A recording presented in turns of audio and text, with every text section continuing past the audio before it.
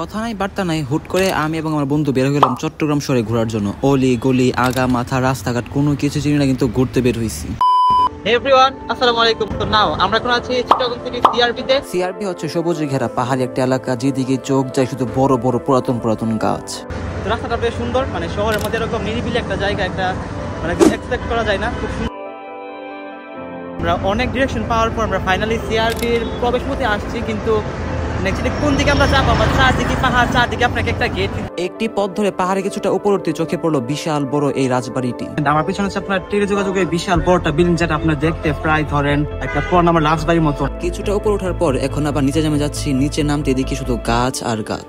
ধরেন লাইক আমরা এখন আছি ব্রাউনবের অবকাশে, যেখানে আপনার মানুষ আসে মূলত বসার জন্য, আড্ডা দেওয়ার জন্য। আর অনেক কাপড়রা আসে তাদের ভবিষ্যৎ সন্তানের কি নাম রাখবে, ছেলে হবে নাকি মেয়ে হবে, মানে ওইটা নিয়ে ডিসকাস করতেছে। ঘন জঙ্গল থেকে বের হয়ে আমরা একটা রিক্সা নিলাম। চট্টগ্রামের রিক্সা আপনার পুরো ছোট, আমি তো হালকা মোটা ছোট, এত মনে করছি কিন্তু তাও মনে করছি যে বস্তু করতেছে এনে।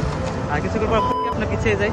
রিক্সাতে বসে সুন্দরটা জার্নি করার পর এখন আমরা এসে গেলাম 5 স্টার হোটেল রেডিসন ব্লু এর সামনে। আমরা বর্তমানে আছি রেডিসন ব্লু এর সামনে, যেখানে আপনার আমাদের মতো সাধারণ মানুষ একদম নিষেধ।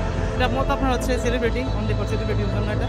বাসা থেকে বের হওয়ার সময় সাথে 20-25 হাজার টাকা নিয়েছিলাম যে রেডিসন ব্লুতে গিয়ে আজকে লাঞ্চটা করবো, কিন্তু তা আমাদেরকে ভিতরে ঢুকতে দেয় নাই। মনের মধ্যে অনেক ক্ষোভ নিয়ে আমরা চলে গেলাম চট্টগ্রামের একটা জাদুঘরে। আগ্রাবাদের এই জাদুঘর ছিল প্রাচীনতম, অনেক নিদর্শন, অনেক শিক্ষণীয় বিষয় এখানে আছে, কিন্তু আমরা কোনো কিছু জানিও না, বুঝছি না, শুধু দুই চোখে দেখছি এতটুকুই। সো এখানে এসে শেষ হলো আমাদের আজকের ঘোরাঘুরি।